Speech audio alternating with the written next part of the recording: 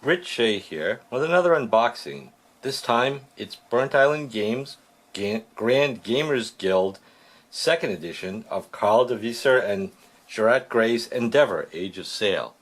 And I have the original version as well, and I like the game a lot. It's pretty popular and highly rated. This is rated even higher.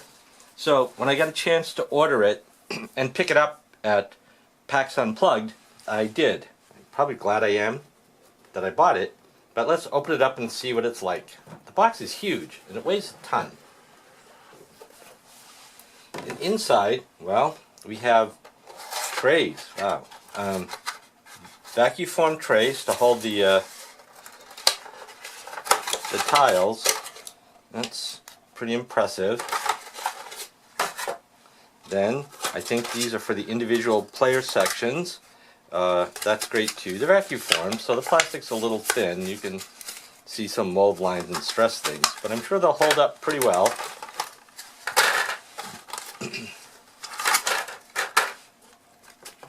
Here's the rule book. The exploits rule book and the main rule book. What are exploits? I don't know yet. But the symbology is pretty much the same, and there's an overview of what's changed. Let's see, yeah, we got this on the screen here. Lots of color, beautiful printing, pretty good choices for fonts, quite readable. You can see what's on there. Assets, governors, the building tiles are much more fancy than the previous one. Your start buildings, the trade tokens are the same kind of thing. The map's going to be two-sided. There's a score pad in here, and components to play the exploits version, which is an addition. And setting up, gameplay, construction, growth, salary, action phase, then all the actions. It's a game of exploration and development, occupy, attack, payment. There's unusual buildings, so I guess we need to do that. Drawing a card. Slavery and Endeavor. There's a write-up on that. It's a little controversial. You can get some economic advantages from slavery, but there are some moral costs, and the other players could decide to abolish slavery, which will put you in a bit of a pinch. Game end, final scoring.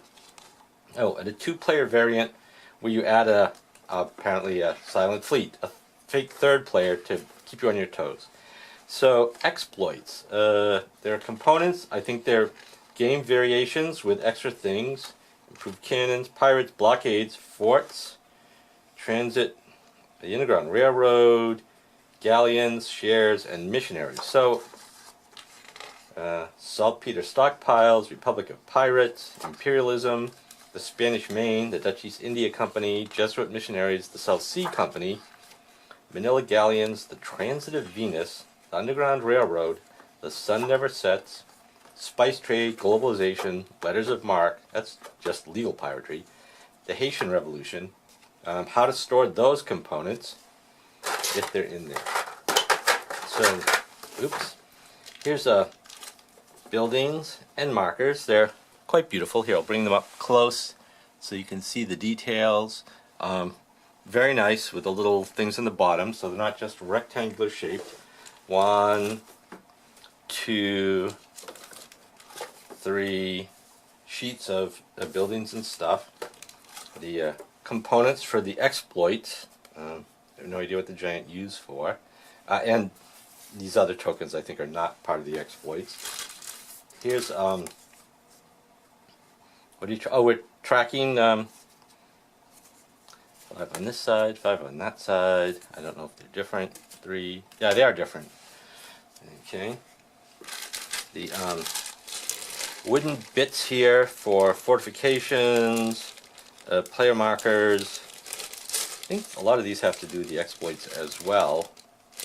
Right. Extra plastic bags. The player boards are, well, they're huge. So that's a player board. In the original game, here I just happen to have one. The original game, these are the player boards. And this is the player board on the current one. I think there's stuff for the exploits. Is there over there? I think there is. Alright. And 1, 2, 3, 4, 5. So up to 5 players.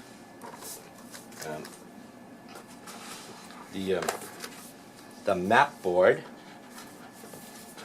is here. I'll open it up.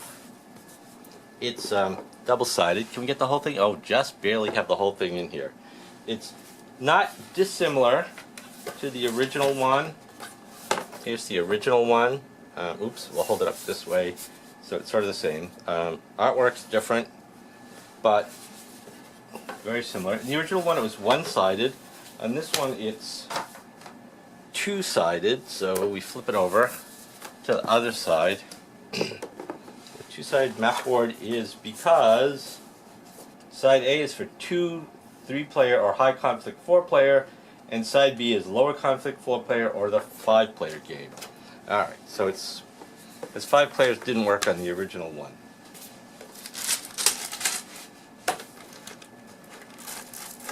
Here's the exploits tiles. They're like, for whatever reason, they're on pretty thick cardboard. Cardboard for these. And 1, 2, 3, 4, 5, 6, 7, 8, 9, 10, 11, 12, 13, 14, 15. There's a lot of different things you can do with these. Very impressive. Alright. Here's the wooden bits for marking your things. And a couple of extra white shield pieces. So they're colored, looks like plywood. But those are nice. And here's the scorekeeping pad, and there's plenty of those. Probably a lot more times than I'll get to play Endeavor in the rest of my life, but you never know. And that tray is also, vacuum formed for the whole thing, so really nicely. Then there's a single one of these, I guess, first player markers. It goes in there, and yeah, nope, it's not engraved. You can't stamp your letters. Silica gel. And a single deck of cards. We'll open them up quickly to have a look. There's the ones, that form the pile on each of the regions as you exploit those. North America, South America, Europe, and the abolition of slavery one at the end. Something to strive for. The actual slavery cards that I think these are called the Admiral tokens for when you actually have control of an area. Instead of the names, they there's 2 different sides. 2, 2, 1. Oh, they're the same. All right. For each of the areas, the cards are pretty much the same as in the other game. I don't know if they changed any of the values. They may or may not have. I'm going to pull out some of the cardboard bits to show you. I mean cardboard. What am I saying? Wood bits to show you. So there are the printed shields for the players, fortifications, missionaries, cubes, keys. I think those are most of the different types that are available. These are quite lovely. Oh, the missionary ones are... What did I see? I guess I didn't. But for each player color. So those are the components. This is, I believe, the regular retail edition. It's not cheap, but as you can see, it's pretty deluxe, even without having even more crazy stuff, which would be like recessed tracks on the player boards for these things. I guess, some people I like that, because sometimes people are clumsy.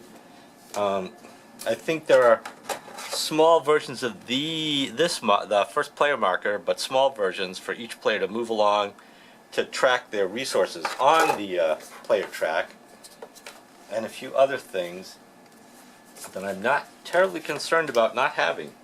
So, as you can see, it's a pretty gorgeous production, even for the regular retail version. It's honestly very deluxe, with lots of component storage capabilities, and I think they'll stay together. So, I'm impressed, and I'm looking forward to playing it with the slight changes in the rules. If you have the original game, I've heard that you can adapt it to play with the new rules, and it's somewhat improved. It's not exactly the same as getting the new version, but it's they're pretty good tweaks. So you can try that if you've already played it, and see if you want to spend the money on the new version. Also, of course, as I usually remind you, I'm involved in the Meeple League at meepleleague.com, where we're trying to spread competitive gaming. Also involved with a local regional con that's held every February called Total Con. And also, of course, I run the Puerto Rico tournament at the World Board Gaming Championships, which I urge you to check out if you like competitive gaming at all. And now it's become such a big event that you can just hang out the open gaming for 9 days and just play games. You don't even have to be a tournament competitor. Although why you wouldn't want to join in a tournament game of Ticket to Ride or Puerto Rico, the one I run, or just Liar's Dice, really. It's or Can't Stop. Those are like more fun than super competitive. Maybe I shouldn't say that. Some of my friends think they're really competitive games. So I urge you to play more. I hope you're enjoying my unboxing videos. I'll keep doing them as long as I'm having fun doing them. So thanks for watching. Bye for now.